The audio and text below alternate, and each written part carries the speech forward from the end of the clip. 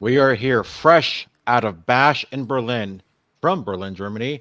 I got one of my good buddies, Steve Coppin, joining me to talk all things Bash in Berlin. If anybody out there is watching, I want to know what your thoughts are as well. Let me know what you guys thought. Let me know what you thought the best match, the worst match, or let's be nice, the least best match. Who was your MVPs for the night? What are some things that stood out to you guys? I really want to know. Join us, will you? But Steve, how are you today? I'm doing well. Guten Tag to you. Oh, Wiener Schnitzel. We just can't even pull up a Google Translate. You just gotta Volkswagen. Right? Did I say them Swedish right? IKEA. Wait, no, No. wrong country. Wrong country, yeah. But no, I'm doing well. That was a fun show, Yeah, and I agree. I love because you and I are similar ages. I think we grew up with wrestling on Saturday mornings. Yeah. Primarily like in our youth. So this was nice to just have like a big bowl of actually sugary cereal. Magic Spoon doesn't sponsor you, right?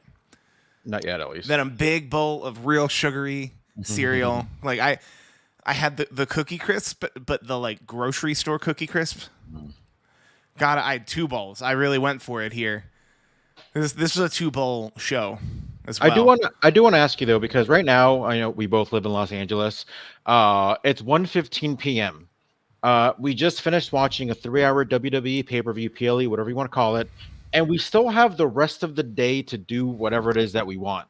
The last pay-per-view was SummerSlam. I want to say that ended around 8 p.m. our time, 11 p.m. East Coast time, and there's not much to do. There's not much to do when it's late. I mean, you can still do something, but we're old. We're not about that club life anymore. But like, do you like it when it's a little bit earlier? Do you like it when it's later? Do you want your day to be consumed with pro wrestling, or do you enjoy? Hey, it's 1:15 now. Oh, I guess I got to go do anything else in the world now. Similar to All In last week, I really enjoy that. Even if I don't wind up doing anything with my Saturday, I do like the fact that I didn't have to put time away from my Saturday evening, after late afternoon, early evening, to watch pro wrestling. Yeah. Because there have been some Saturday shows that just didn't fit in with my social schedule that I really, really, really love. That 10 a.m. Pacific, I get to watch wrestling until 1 p.m. Yeah. And like that really does fit my Saturday schedule pretty well. Do you want to know who doesn't? I follow the Welsh English soccer team Wrexham because I'm a bandwagon jumper. They're owned by American millionaires. They play at 7 a.m. Pacific, so I don't ever get to see them. And when they do play at a normal time Pacific, they always lose. They're 3-0. Yeah. Or I think they're 2-1-0. Or 2-0-1. They have a tie. But they only when they play at 7 a.m. Top of the league. Never once seen them play a regular season so far. Yeah. What about what's your opinion on these international pay-per-views? Like, do you enjoy? Obviously, there's a little bit of high expectation now that we're coming across the backlash in France earlier this year. We had backlash in Puerto Rico, which both those crowds absolutely just made it embarrassing to be a pro wrestling fan in America. But do you enjoy this international aspect of these PLEs? I enjoy the international aspect a lot because I think it makes the world in WWE, like, it makes it very clear that like this is happening all over the world. This is happening in Puerto Rico. This is happening in France. This is happening in Berlin. This is going to happen in Scotland again. We're going to do this worldwide. That it makes you feel like you're a part of something that's worldwide, which, coming as someone who grew up in the WWE of old, when they would do European tours and like not even talk about them, and they would do pay-per-views that were UK only. And that was mainly due to the technology of the time. And there was less globalization in our media as there is now. But I do, as a wrestling fan, it makes me feel good that like, no, I watch a thing that can sell out in Germany. Yeah. I watch a thing that can sell out in France. I watch a thing that like what they do in those countries is so important that they bring cameras. How do you feel on that front? Do you think it takes anything away? I don't think so at all. I've always been a strong, ever since the creation of the network, I've been a strong advocate of keep WrestleMania domestic. That's my opinion. Always have it domestic. Maybe Canada, but I feel like SummerSlam should be treated like the Olympics and have it like it should be like the WrestleMania of international, whether it's SummerSlam from Tokyo Dome, SummerSlam from Paris, France, SummerSlam from Athens, Greece, or Sydney, Australia, something like, those Olympic style cities. And I Hmm. had some pushback by a couple people saying like, oh no, like, nobody's going to want to wake up at 3 in the morning, 4 in the morning. It should be and I'm like, you're not trying to sell pay-per-views anymore, right? More often times than not, like, if you're subscribing to a whatever the streaming service, Peacock, Hulu, Netflix, whatever it's going to be, like, there's going to be a good chance you're going to be like, I'll just keep it because they got so much other content on Hmm. there. You're not they're not if it was I would never do a pay-per-view at 3 in the morning, but why not have a show? I mean, like 9 years ago, we did coverage of like a WWE show in like Japan. And I Yes, want to say that started like at 3 or 3:30 in the morning, and it was on the really 4th of July easy. as well. Yeah, and it was really easy for me, for you, for whoever, to just sleep in. And I know some people stayed up, to watch the show, but I'm like, I can easily just turn on the TV or wake up at 9 or 9:30. Oh, cool. Let me just watch the event. That's on me.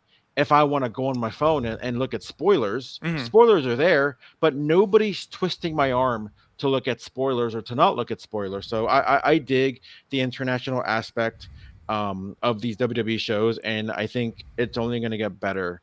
I predict that next year's Backlash is probably going to live up to the hype of the past two. So I'm really digging these shows, and I really hope that we see a lot more Bash in Berlin, or Terror in Tokyo, or Mania, or maniacal madness in Mexico City. Just, I know they like an alliteration. So yeah, it should be Um, fun. do you think? Because I have a theory, and I've long theorized actually, that the WrestleMania brand is WrestleMania still going to be a domestic thing, big arena, going to stay domestic, going to stay in the general North America territory. But I wouldn't be shocked if in our lifetime we see something that's WrestleMania Australia. Hmm. That they segment the WrestleMania brand into a different country and let that show be its own show. Yeah. Like I think we're pretty close to seeing something like that, because I don't think they want to mess up the amount of money they get paid by American cities Yeah. just to put on the show there. The amount of money, like, they get paid site fees, and then they get tax breaks. Like, that's how big WrestleMania is. That I don't think they wanted to like dilute that at all by saying like, well, that in 2 years WrestleMania is going to be in London. Like, you don't want to do that because then you open it up. To your point, I think All In is going to be. I think not All In. I think SummerSlam next year will be in London, which to your point makes SummerSlam a bit more international. Well, next year's going to be in London, but the year after is already going to be in Of Indianapolis. course. Or no, Minnesota. Which one was it? Which one did they announce? I think they announced Minnesota, right? No, I think it was Indianapolis. I thought they announced events in Indianapolis, but I want to say it was Minnesota.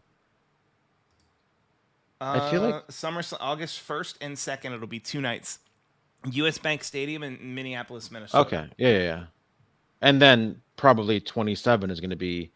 Oh, I wouldn't be surprised if next year is in Indianapolis, and then the Royal Rumble after that SummerSlam in Minneapolis will Yeah. be uh in Indianapolis, and then Yes. the following years probably gonna be WrestleMania in Pat McAfee's own little city. But yeah, The either way, yeah. they got a lot of money heading their way. There's they're getting paid a lot of money to go to certain cities, which is why they were in Dallas twice, why they were in New Orleans twice, why they were in New York twice, all within Yeah, like a, I'm not gonna yeah. say a 10-year period, but definitely like an under 10-year period. Yeah, I mean, rumor has it Philadelphia already is trying to plan for the media to be back there in 2026, which I would vote against. Uh, I think Nick Khan would agree with you, and also um the rear view mirror me would, whatchamacallit, I would disagree with you. The me that was freezing on night one, and I was in a press box with the windows closed, and I was still Mhm. freezing, Yeah, and like watching a miserable crowd, watching a couple miserable performances put on a match, or yeah, performers put on a match. I don't know. Maybe not when it's that cold. Maybe you push it. Maybe you make a mid-April, late yeah. April Well, WrestleMania. next year's WrestleMania is already going to be what, April 19th and 20th. Mm-hmm. So yeah, a little bit closer to the summertime and a little bit away from that freezing time. But let's talk about Bash in Berlin. Let's talk about they announced that it was going to be, or it was the highest grossing arena show in the history of the WWE. Not in Europe, not Mm. in Germany, not of a PLE, but any arena show that includes WrestleMania 20, 21, 22, all the other WrestleManias, every Raw, every SmackDown there's ever been. There has never been a show that has grossed higher than Bash in Berlin in an arena, which is Was insane it if you really think about it. was it France that they said that this calendar year that France Yeah, held that title and now I Berlin believe holds that I believe title? so. Either that or the Scotland one. But it goes to show, like, I think they announced it was what 12,000 or 13,000 people. I think on SmackDown, maybe a little bit Mm-hmm. more on for this one. So 12,000, 13,000. Staples hold or crypto holds around 18, 19,000, I believe. I Yeah. think MSG probably a little bit closer to 20. How much are they charging tickets for Bash in Berlin that those surpass all the American shows? And I thought inflation was high here in the U.S. Apparently, Germany is like what $500 a ticket. I'm on WrestleTix, who I trust for these things, and I'm trying to see. They distributed 13,300 tickets, and then they announced an attendance of 13,149. Was that? Yeah, that was Bash at Berlin. They didn't give a number, right, on the actual gate. So let's Not that go I know of. by, let's say 12,500 paid. We can actually work this out. How much was the gate for Backlash France? Because by now we'll know the gate. Um, that is not what I asked. Hmm. Google did not help there. We will get there. Yeah, I either have way, to that's ask my that's robot. insane. I mean, it's clearly something good the way they keep literally announcing that a record's being broken, just show after show after show. Yeah, so for all you tribalists out there, you don't know anything what you're talking about. Actually had a couple friends, or just one friend specifically. He was kind of saying like, oh, that's why WWE is going downhill because it's not wrestling's not what it used to be. Oh, Mm-hmm. they're missing stars. They don't have the superstar that they once had back in the 80s and 90s. I'm like, I think they're doing pretty good. um, Also, I have the data now. Money in the Bank 2023 in London, England had a gate of 3.32 million. Backlash 2024 reportedly surpassed that gate, but we don't know what that number was. Dave Meltzer, speaking of it, the Wrestling Observer said the average ticket price for Backlash France was around $300, Jesus and Christ, they did average. 11,682, and the estimated gate was 3.5. So we can actually just assume it was 13,000 people paying an average of, or let's assume 12,500 people paying an average of 300 a ticket, 3.75 million US, give or take, like that. If we're saying Backlash France broke the record of 3.32, 3.5 million probably sounds about right. So it broke 3.5. It's probably around 3.7. Just some quick bar napkin math. Unbelievable. That 3.7 million of 13,000 people in an arena. Because also, you are right, the governor of Pennsylvania is claiming WrestleMania 2026 is going to take place in Philadelphia. I And would we all not. saw from personal history, or from what we've saw recently, is when you have somebody announcing that before the WWE, You don't want to that's do that, you don't no. want to do that because we all thought That's, Mania was going to be in Minnesota next year, man. and Josh, then look where it Josh is now. Shapiro. Josh Shapiro needs to get it together. Yeah. So yeah, next time keep your mouth shut if you Yeah, want it to be back in you lose the Philadelphia. vice presidency, and now you miss out to WrestleMania. You might lose WrestleMania. Yeah. So Bash in Berlin started with the WWE Championship match because what good PLE doesn't start with the WWE Championship Of match? course. Cody Rhodes versus Kevin Owens. There was a little bit of criticism in the build up to the match just because it was very like, oh, I just want to face you for the championship. Oh, I don't think I'm ready, or I don't think I should get it. Oh, like what guy should turn down the WWE Championship match? It's like, whatever. But either way, like Mm. I dug the build up. I thought the segment on SmackDown was amazing. But what was your overall opinion on this match? My overall opinion on this match was great, and also I was texting with you prior to this because we're a bit predicty. I'd say we like to know. We like to claim we think we know what's going to happen, and then pat ourselves in the back when we get it right. I thought for sure this was going to go on next to last or like later in the night, and that Kevin Owens is going to turn heel, and that was going to be like a moment more huge than the match, and that Yeah. was not necessarily the case. And I think the second it went on first, I knew I was wrong. But the match itself was wonderful. I agree with you. If Kevin Owens calls himself the prize fighter, like there shouldn't be a weeks long back and forth about whether or not he wants to fight for a prize. Or even like if he has self-doubt that he's worthy of fighting for a prize, or that there should have been some type of subterfuge where like they had to vanquish a low-level villain heading into like last week, and then it comes up that like, by the way, Bash at Berlin, you and me, let's go. Like I don't think it needed to take up as much airtime as it took up. But who are the low-level villains on Raw at this point? I'll tell you what I want to see. I want to see. Yeah. By the way, I thought it was a great match. What I want to see is because it seems like more and more we're seeing a lot more character depth when it comes to a lot of these characters that we see on a regular basis on Raw, SmackDown, even NXT. But I want Kevin Owens to kind of come out and say, I know a lot of people thought I was going to turn on you. I know a lot of people, they look at the history of what he's done. And I love when he mentions it out there on SmackDown, says, you know what? Everyone deserved it except for Kofi Kingston. He's the only one he's the only one that I feel bad about for turning on. But for the most part, everybody deserved it. So I kind of like that kind of, longevity when it comes to the storylines, or at least, acknowledging all that stuff. But I want him to come out there and say, listen, like I've grown a lot since the last 10 years. I haven't been a world champion in 7 years. I haven't been a singles champion in 5 years. And I feel like, taking everything away with that we did with Sammy, I want him to say like, I feel like the most success I've ever had in the WWE is when I became that guy. So I want to be successful without having to be that guy. And then him having to go like back and forth in his mind about like, how do I become, a top guy without turning on all my friends, Yeah. like I don't want to be known as the guy that's, it's just something, obviously on TV where he's kind of going back and forth with his character and like not wanting to be known as the guy that always turns on his partners.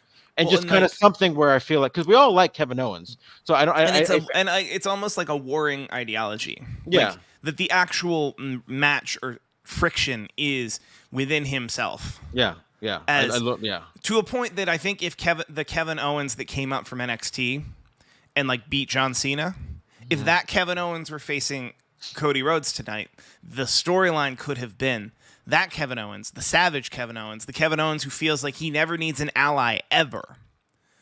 That Kevin Owens will beat Cody Rhodes in under 10 minutes. Yeah, because we saw glimpses of that where he's like, should I go after the knee? Should I not? Should I do the power bomb on the apron? Should I not? And older Kevin Owens, 10 years ago, Kevin Owens would have done it without even hesitation. So yeah, I'd like to see, like you said, that warring of all ideologies of like, man, like how do I become how do I become champion again without becoming that guy? I don't think he's ever been like a singles champion without being a babyface. Or as a babyface. Without being a heel, yeah. So I don't think he's ever been a single champion as a babyface. That run where he lost to Goldberg. Oh, he was. That was top heel. Turning on Jericho at the Festival of Friendship. You're right. Never mind. Yeah. I'd like to see that be the next part of the evolution of Kevin Owens. I feel like he's over enough with the crowd where he doesn't have to feel like he's starting over. And I have my thoughts about some of the people that are on WWE TV where I'm like, dude, like they're just trying to be like, hey, I'm gonna come get you. It's like, no, you're not over, bro or gal. But I feel like Kevin Owens is that guy. He can get whatever he needs to over. Everybody loves him, and I feel like everybody can get behind this. Like, no, we're still gonna like you, even if you find some way to not be heel, but also maybe flip the switch of being gain an advantage. And I think if you and I were writing this movie, let's say this was a sports movie about a boxer who was a dirty boxer and became world champion, and then Mhm. years later they found solace and community. How do you become world champion again if your instinct is to just like headbutt when the rest's not looking? Yeah. And the answer becomes you don't headbutt you don't take every opportunity you can, but you still take some opportunities. Yeah. So the new skill Kevin Owens could learn in this story is take some chances and be the old guy, but not in a way that sacrifices your ability to have zero allies in the WWE. Because the WWE can be a very dangerous place with zero allies. Yeah. Chairs, stairs, tables, Pat McAfee. Yeah. So it should be fun. Either way, I'm digging it. I mean, he can come out there and say, "You guys want the old KO," but I don't think you guys can handle the old KO or whatever Right? it is, right? Well, Like, but then you also, and this has always been true with Kevin Owens, but you also have a skeleton in a closet, have an emergency break glass, heat up, fully heal Kevin Owens. I don't need any friends. That like that. You can always just break out that Kevin Owens when you need him to be heel. And if you had told me in April or May that by August we were having Randy, I don't know why I keep saying Randy. We're gonna have a Cody Rhodes Kevin Owens world title match. My immediate thought was they would have just done a quick heat up, and then the argument becomes that it's Kevin Owens is actually who he's always been, and whenever he's a babyface, he's just a wolf in sheep's clothing. yeah.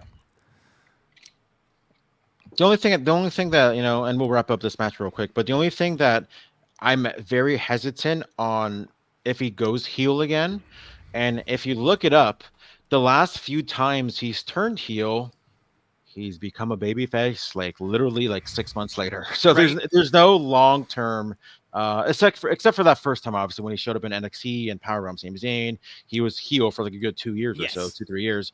But you look at the last thing when he turned on Kofi, when he even after that when he started talking smack about Steve Austin and all that stuff, he just became a face like within months because he makes a lot of sense. Yeah. You know what I mean? Like that's the thing. When he comes out there, it's like, wait, I don't feel like he's lying about, like Punk says, like, tell me when I'm telling lies, whether it's continuity. Even like when he Yeah. came back, even the day after Mania 38, whichever one that he faced Austin, right?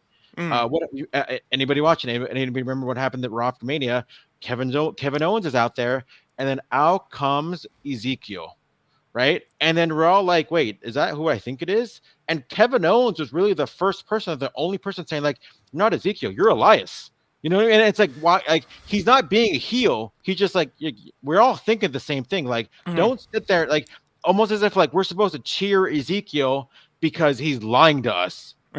We all know he's Elias, but but we're supposed to cheer him because he says he's Elias's brother. And KO was like the only one that really like, dude, like, why are you doing this?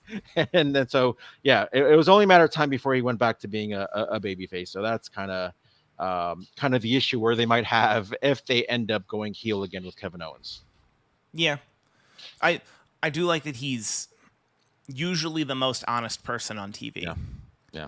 And like that's a good character to be because most people have to like really, really play dumb. Yeah. But yeah, either way, I thought this was a great match.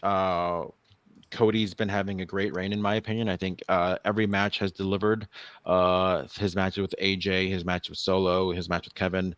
Yeah, I'm all for it. I'm really excited to see who's going to be next on that. Maybe Solo once again, but we're gonna see how that plays into the Roman Reigns fiasco of it because now he's back.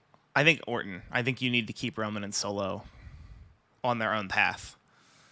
But what do I know? I said heading into SummerSlam that you need to keep Solo away from Cody, and they didn't do that. Yeah, that you never actually needed Solo Sikoa to try and fail to become world champion. You could have just had him run the bloodline seemingly better than Roman Reigns to have Roman Reigns come back. I don't think you needed to involve Cody Rhodes, but I do think I didn't sell out Cleveland. They did. I do think at some point, by the end of the year, we will see a Cody Orton match at some point. I do think we still see Cody against Cena at WrestleMania, but we're months away from that, so we'll see how that ends up going.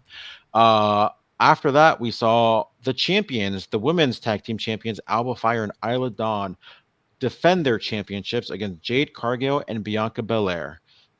Just a little brief history lesson. Isla and Alba won a triple threat match back in Scotland to become champions, titles that Bianca and Jade never got pinned for.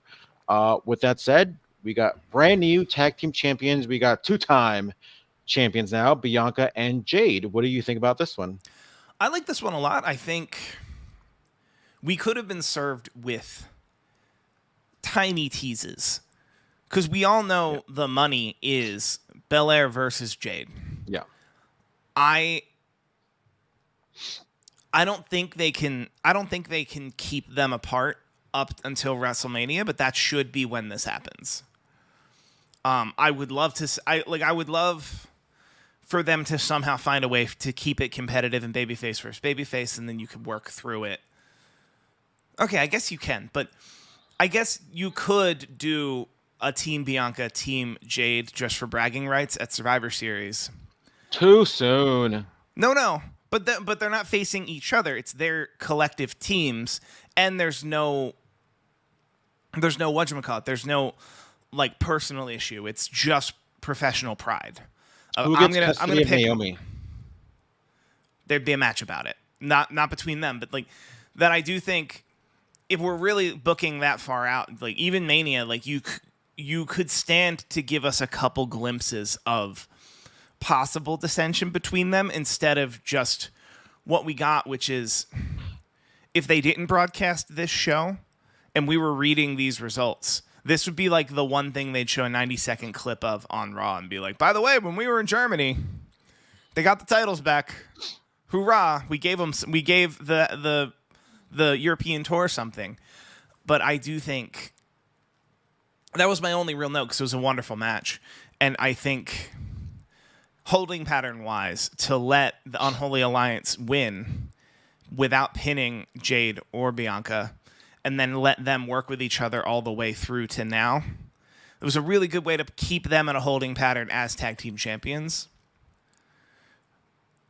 And then moving forward, I would love that. It's got to be a Mania match, possibly a night one, like a main event of one of the night Mania matches. So like, if we kind of know where we're going and that's where the money is, I wouldn't have minded like one errant slap going the wrong, like one errant slap. She goes for Isla Dawn moves, she hit, and then one hits the other. That was my only note because the match was great.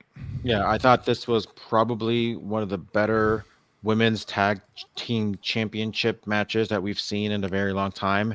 I thought these four showed they have tremendous chemistry with each other. I'm a little upset because I really thought there was more to the bone with Alba and Isla as champions. With that said, I do think that this is just the next step in the storyline of the inevitable matchup, which we see at WrestleMania between Bianca and Jade. I predict it's not going to be for a championship. What's going to make, if that match happens at a Mania, Bianca versus Jade, it'll be, I think, the first ever non-title one-on-one women's match at Mania, and that should be fun. There should be, there's no, yeah. That would be more. Actually, but to my point, if we're going to fantasy book a little, would you prefer one of them to have an issue with the other and to be a more traditional wrestling storytelling where one of them's a heel, one of them's a babyface, and then likely one of them turned on the other? You don't want. I don't want bragging rights. I want Jade to become a heel.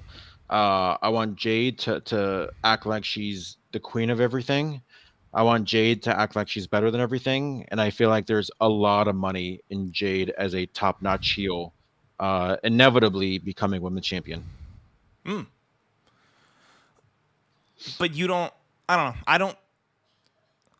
I don't think we need to do that. Like, I think the team, the pairing, and then the personalities of Bianca and Jade are one of the few instances where I can see, if you really let both of them explain it in their own words, that I teamed with the other person I considered one of the best, but I'm the best.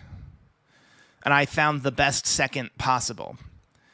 And then heading into Survivor Series, let's test our strength a little bit. Heading into the Rumble, let's say they enter number 1 and number 2 and then go a long way. And then instead of a turn, it's just let's keep trying to one up each other. How many eliminations did you have? Oh, I had one more elimination than you. Heading into WrestleMania, where it's simply like Eddie Guerrero, Rey Mysterio. Like I think, and I guess if we're talking holding pattern, and if the money is the two of them, if you can get away with making it to WrestleMania next year with the two of them just fighting for bragging rights, if you then get one of them to turn, this can be a years long program. But maybe I'm overthinking it. No, I mean it's a lot of similarities to the Eddie Guerrero and Rey Mysterio match when they fought at Mania 21. They were buddies, they were tag team champions, and then 2 months later, Eddie did the unthinkable. Right. And yeah, so a lot of good similarities. If that were to happen around that time, it's be like the 20-year anniversary of that. Do we see Bianca and Jade in a ladder match for custody of Jade's daughter? I don't know. I don't think Uh, I don't think that's how we tell stories in the Okay. WWE anymore. Okay. No, and it's going to be custody of Dom. We're just not going to. There's going to be a lot of twists and turns. Liv, Rhea, they're not going to be in the picture anymore. But it's just Jade, Bianca, Naomi. They're all fighting over Dom. They're all fighting over Dom.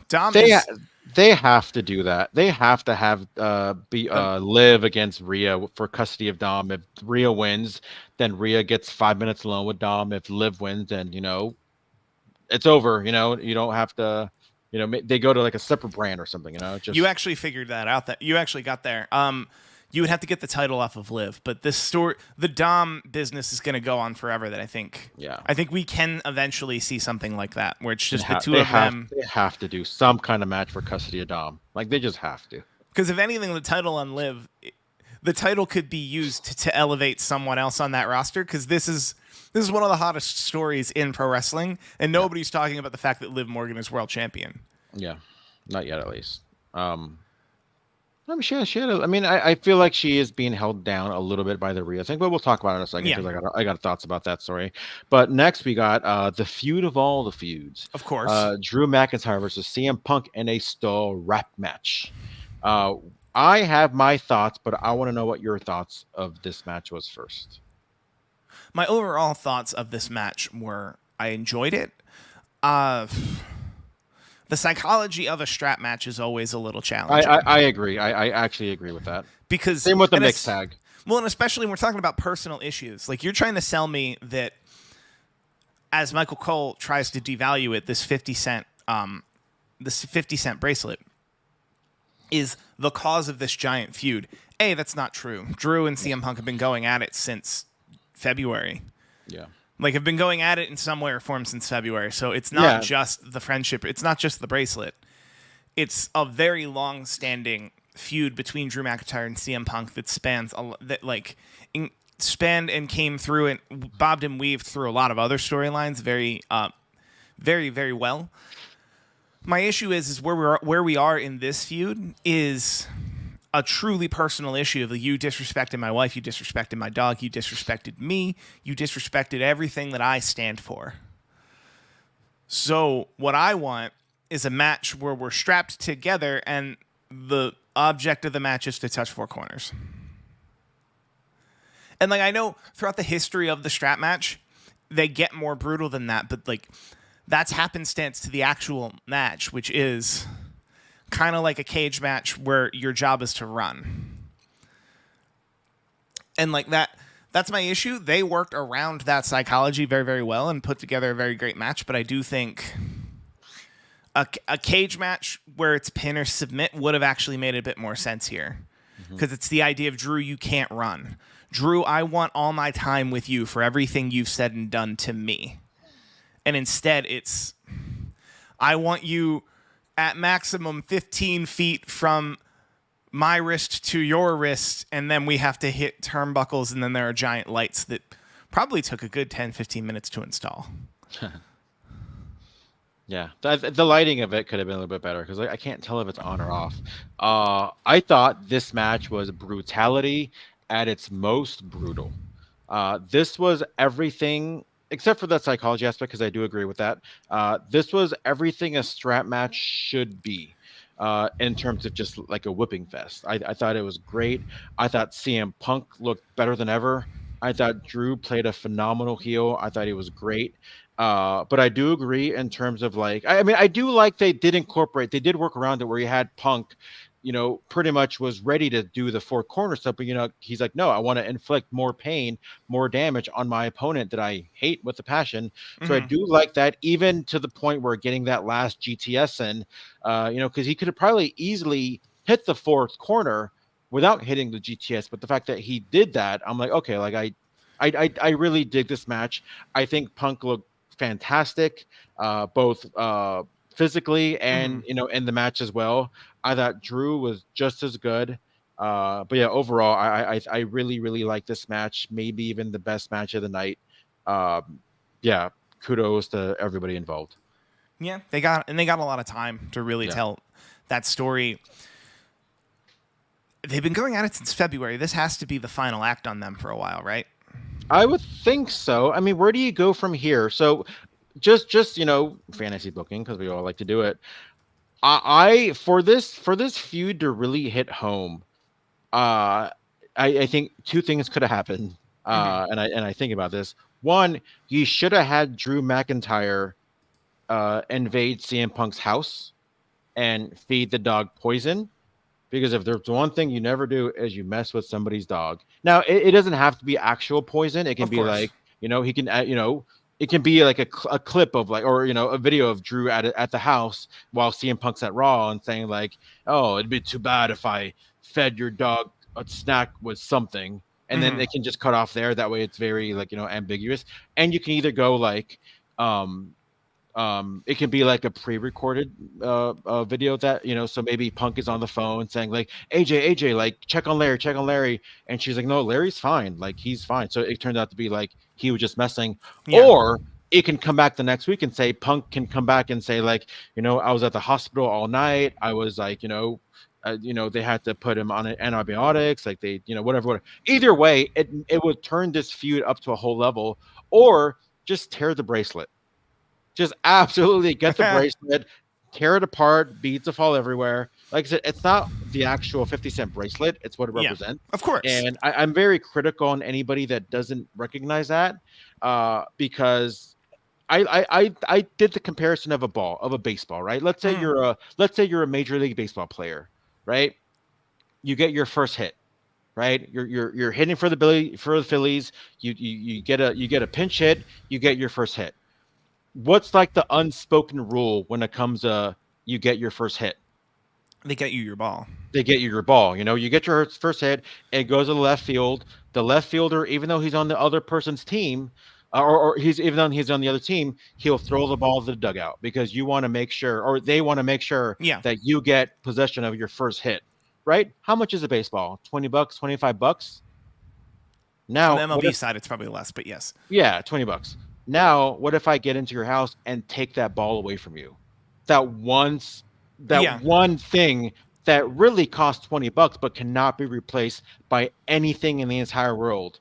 You're going to want to do everything you can to get that ball back, and if I happen to destroy that ball, you're probably going to do even worse. Yep. So this whole bracelet thing, like I understand the meaning behind of it.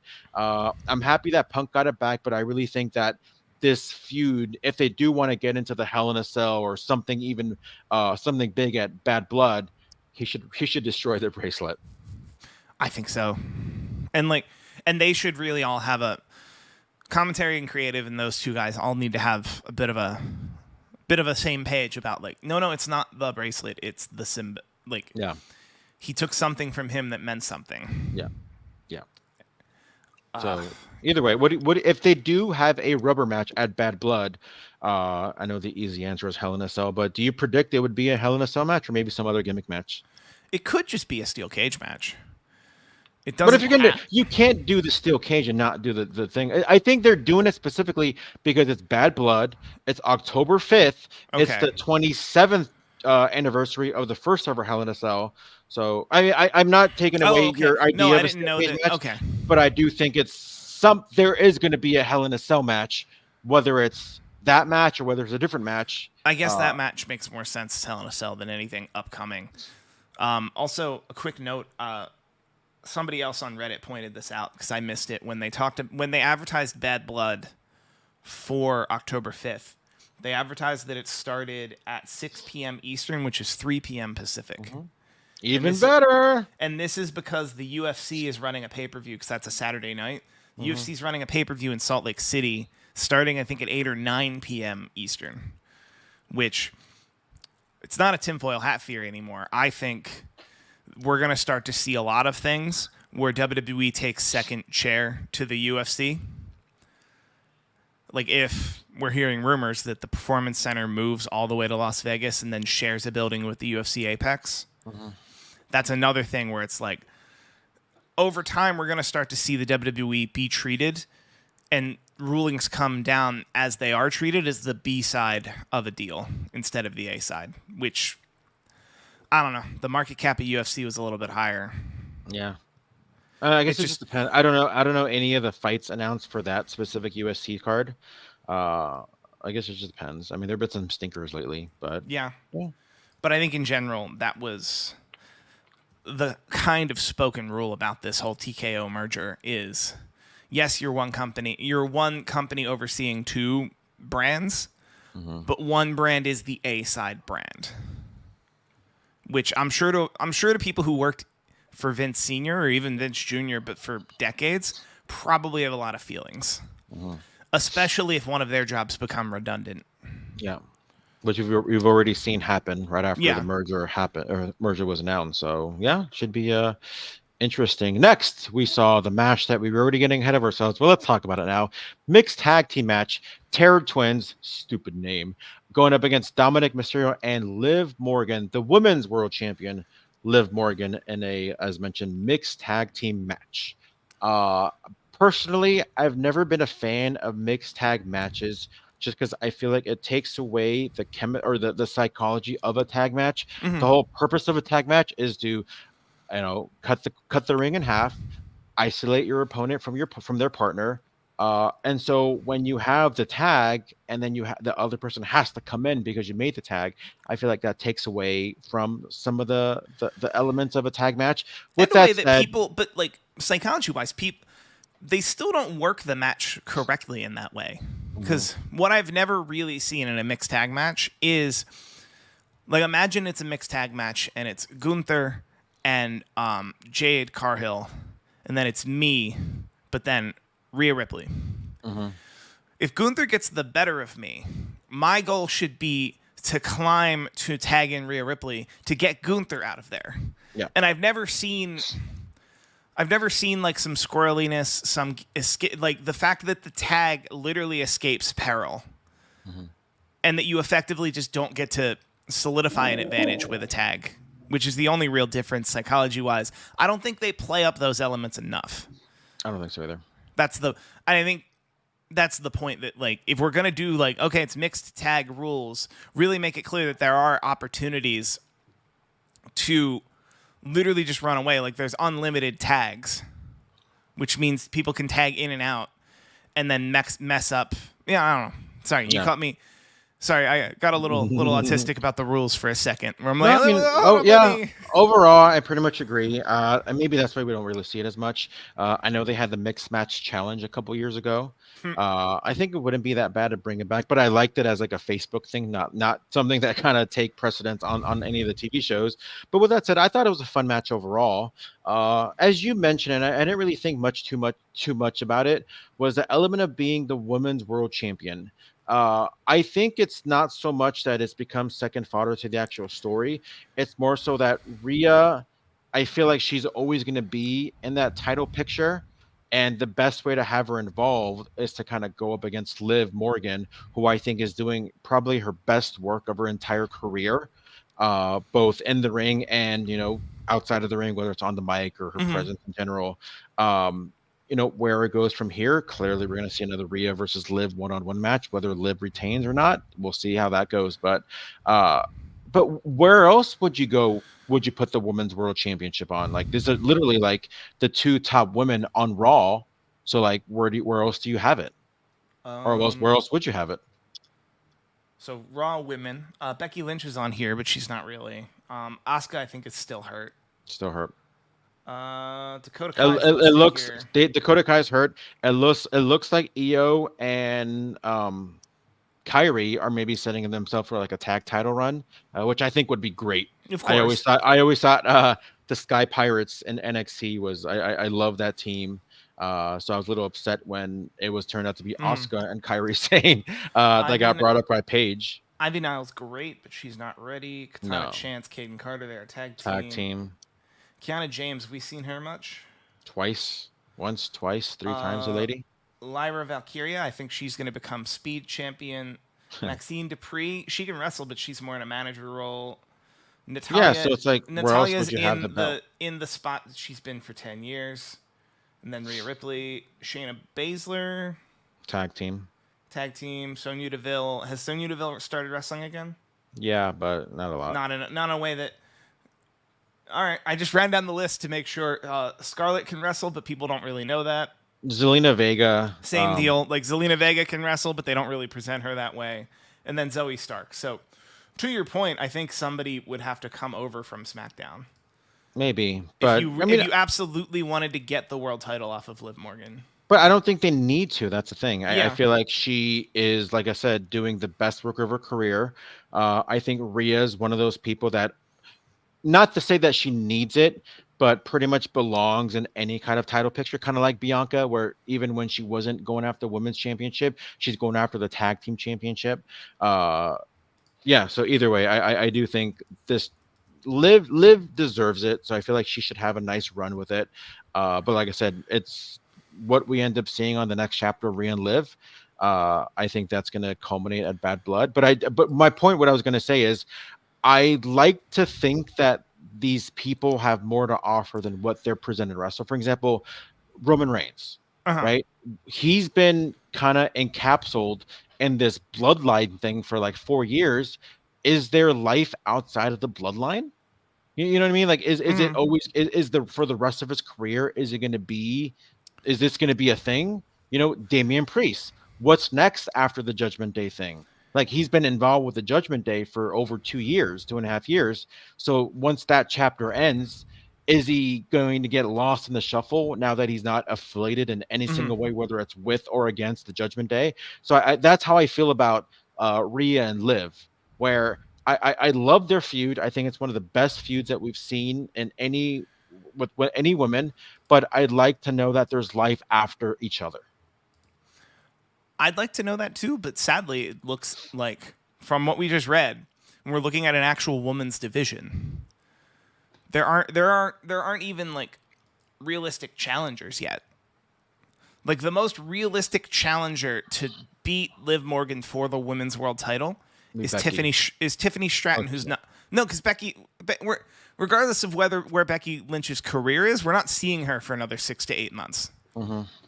Like at all, and it's probably going to be in a huge movie. Like the most realistic way Liv Morgan will lose the title to someone who's not Rhea Ripley is Tiffany Stratton doing a cash in, which would be out of left field and something I might be willing into existence now by saying it, and I would love that. But generally, the roster looks a little scant. That I think, if I had to guess what the 3-month plan for them is. Bad Blood is a 6-person mixed tag match. Given how correct me if I'm wrong, we've not gotten a 6-person mixed tag match about the remnants of Judgment Day. Today was just a mixed tag with 4 of the 6 people involved. And Bad Blood feels that it becomes a bit of a fragmented Judgment Day war. That can all just kind of happen. And if you want to add stakes, which I wouldn't, you can say that Liv Morgan is the champions team.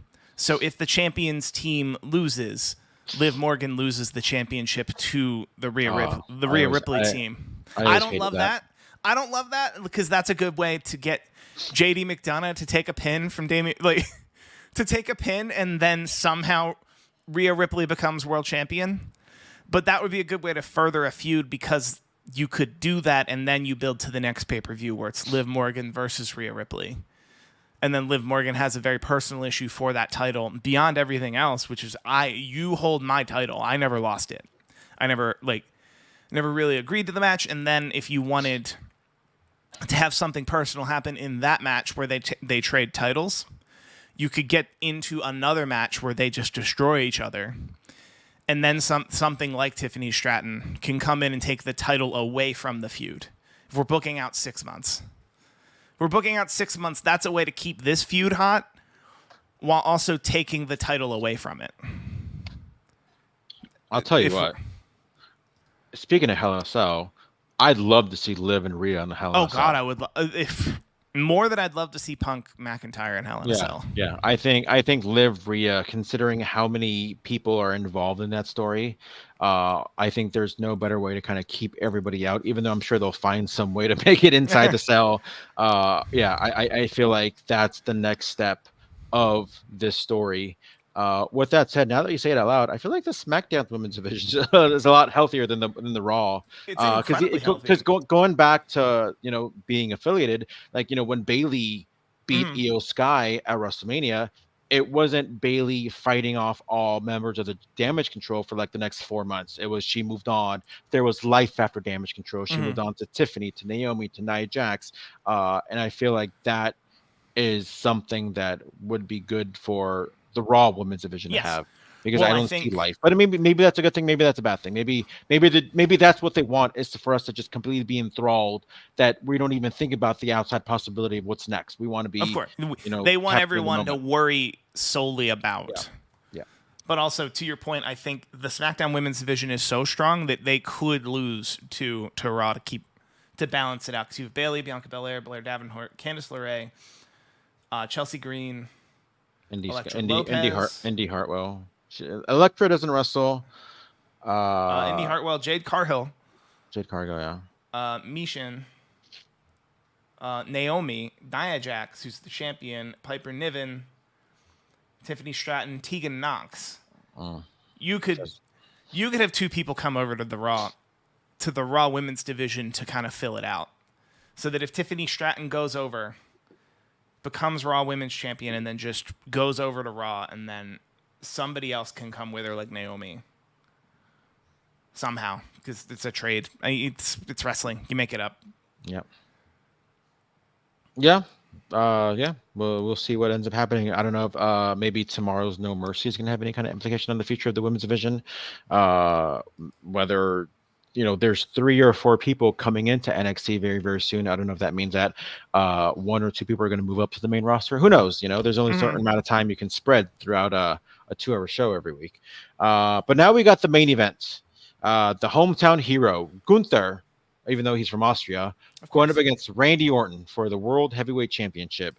A lot of good hype, kind of going back to the King of the Ring finals, where Randy Orton never really got pinned.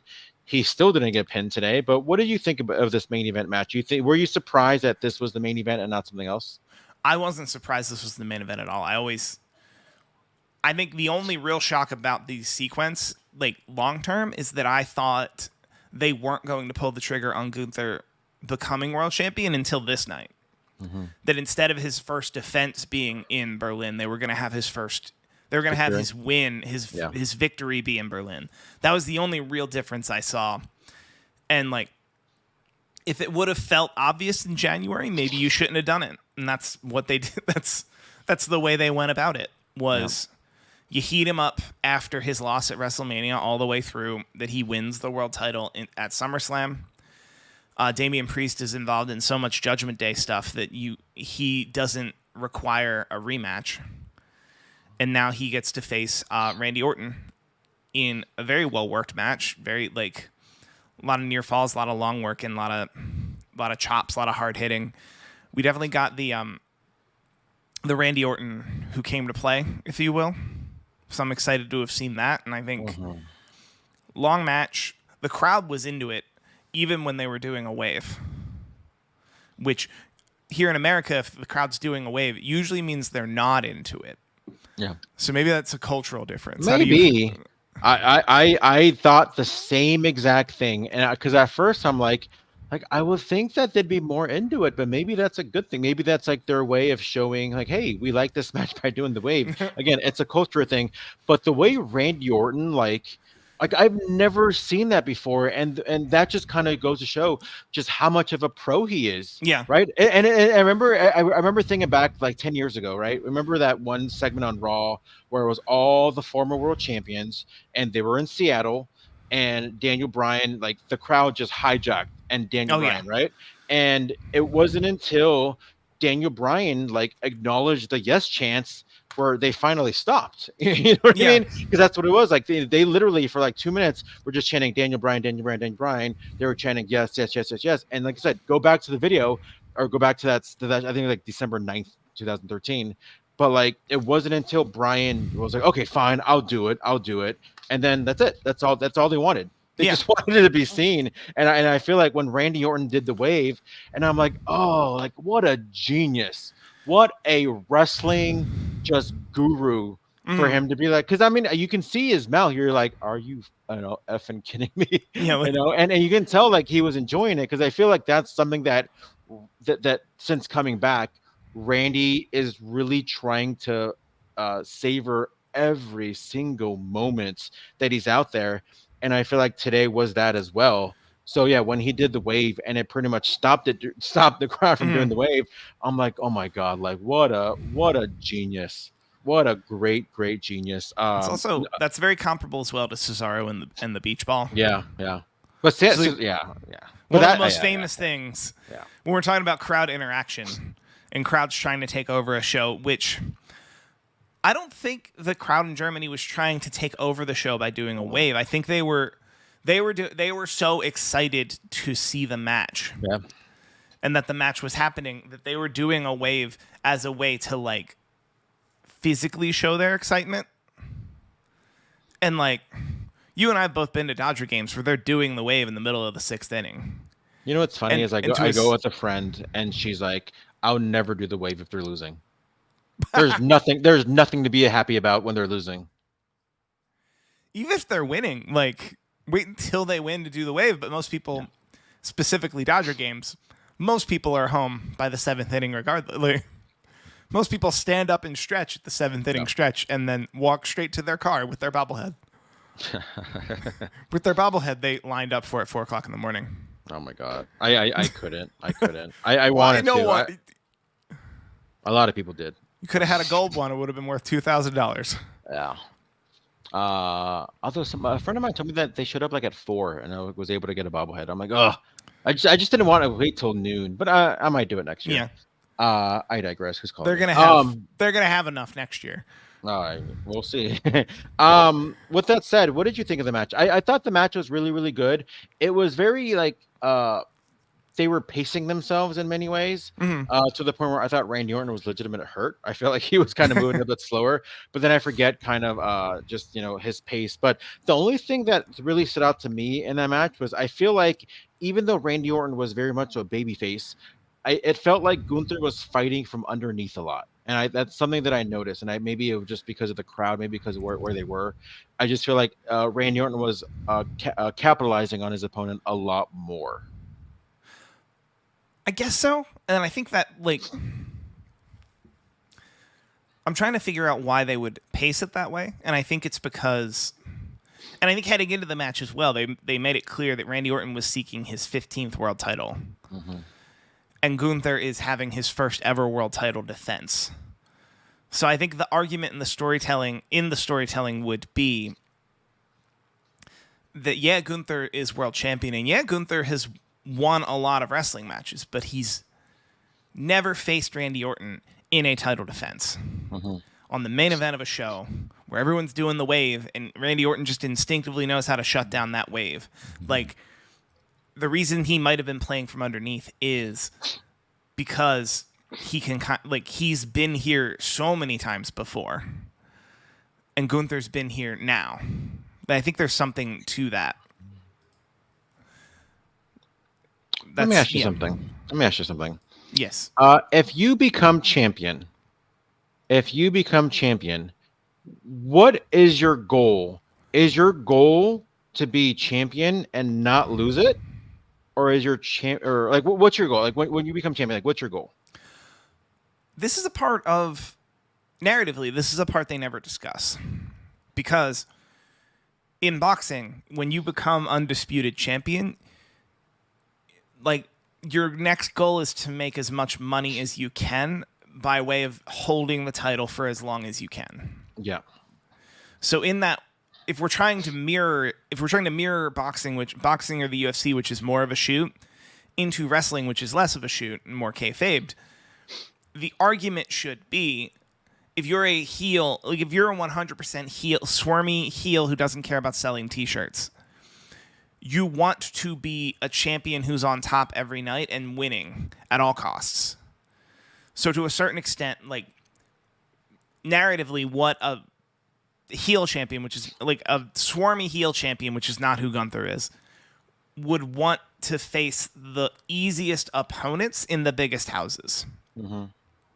But then the struggle would be someone like Adam Pearce would tell him, no, absolutely not. You need to face the number one contender. The number one contender is like, if you're the number one wrestler in the world, the number one contender is the number two best wrestler in the world. At which point your goal should be some version, and if you're Gunther, the goal should be, I want to be on the top of the biggest, baddest, best houses that fill my bank account. And the only way I'm allowed to do that is by facing the number two wrestler in the world at any given time. It's a long-winded answer to say, if you're champion, you should want to stay champion so you can collect the winner's purse as the biggest purse of the night every night when you win. What I'm getting at with that, and I'm thankful that you said it like that, because I definitely wanted some clarity. What I'm getting at is, how many times did Michael Cole say, Randy Orton, with the victory today, he's just one win away from tying John Cena and Ric Flair, right? We like he said it multiple times. With that said, if you're Randy Orton, do you try to hold the title as long as you can, or do you find a way to lose the title to get a rematch to be able to be tied with Ric Flair and John Cena? That's You know what I mean? Like, but I'm kind of like half joking about it, because it's like how often they hammered it home. Yes, you're one win away or one championship win away from being one away. yes, And it's like you're implying that he doesn't want to hold it forever and ever. Like, what's more important, tying them, or having it for as long as you can? I just thought that was really interesting on how they hammered it home, as far as with the win today, then he's just one win away, one title reign away. One, meaning he's one loss and then another win away from tying the number 16 that we all have just a bit of a gentleman's agreement. What up, Goose? We all have a bit of a gentleman's agreement that 16 is the number, except for Charlotte. That if anyone breaks 16, it's Charlotte Flair. And then that number stays in the family, and then if anyone ties 16 and Rick's not at that company, he'll just hire some people to talk about how it was actually 18. Yeah, that's funny. But yeah, I just thought it was amusing the way they hammered it home. I was like, okay. You're pretty much promoting that he's gonna want to lose, or I don't know. I think they were just trying to point out the momentous occasion that, like, if your base is loaded, tie game in the 9th inning, but you're chasing the single season home run record. Your base is loaded, no outs, tied in the 9th inning. You should want to, you should not be swinging for the fence in there unless the pitcher's really giving you hittable. Realistically, you should want to just hold the bat out and hope it connects with the ball, so that enough wildness can happen on the field that somebody can come home and end the game. That it's still worth pointing out as a commentary team, he's 3 off pace from the single season home run record. And he has to weigh that into what's best for this position, what's best for this spot in this game, instead of swinging for the fence to try to chase a record. And I think they did okay tonight, explaining the difference between chasing a record and an accolade versus how do I win this match? How do I play like a champion today, kind of a thing. Yeah. But I do think if Pat McAfee were there, I think Pat McAfee would have been saying something similar to you. Of I understand 15, Cole, but what are we? Because Pat McAfee is the anti-script in that in that world where he's to a point that like sometimes someone like that makes the script stronger. Yeah. Because I'm sure when Pat McAfee's there, some people come up with stuff like this, and then somebody in the writers' room is saying like, "Yeah, but if we have Michael Cole say that, Pat McAfee's probably just going to trash it." Mm-hmm. But Wade's not that. Yeah. Yeah. I just couldn't help but think about that. But overall, like, what's your thoughts on the pay per view overall, and who's your MVP? Who's your Montel Vontavious Porter Of course. of the show? My overall thoughts are very great matches. One title change. I think if you had told me that if this wasn't a PLE and we were just reading about it as a house show in Germany that drew a big number, I'd believe that. Where I'm like, oh, okay. They let some stuff happen. That sounds like it was fun. In a way that, like, obviously WrestleMania or like a Big Four pay-per-view, a lot more seems to happen. And we're a bit like... the Judgment Day stuff was a continuation of the long-term Judgment Day stuff. The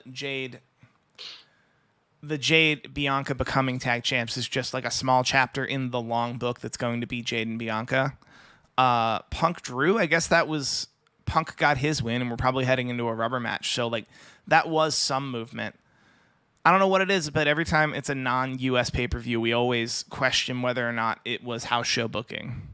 And I think we got some definitive wins, some really good, really strong moments. I'd give it a B+. That's good. What about your MVP? My MVP, I think, is Kevin Owens. Because I think Kevin Owens was in an unenviable spot, which is to say, he had to open the night with the world's champion in ultimately a losing effort in a match where he had to convey who I used to be versus who I am. All in like ultimately a losing effort in the opening match. I think that's such a tough spot, and he delivered so well that I think he's my MVP, because I think moving forward, he can be the crux of a lot of the storytelling around Cody Rhodes. Because I think moving forward, we're going to get Randy Orton asking for what Cody Rhodes gave to Kevin Owens. And Cody Rhodes not feeling the same way about Randy Orton getting what Kevin Owens got, and then that leads.